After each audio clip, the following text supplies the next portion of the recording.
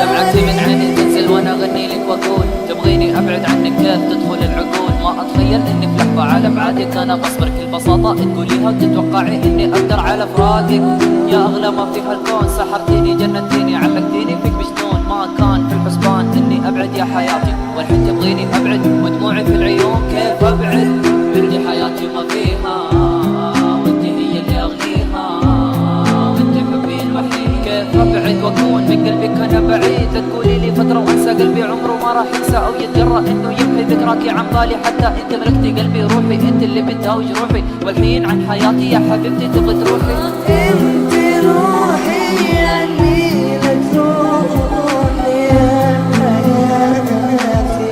انت تحيي امالي يا روحي يعني لك روحي يا حياتي.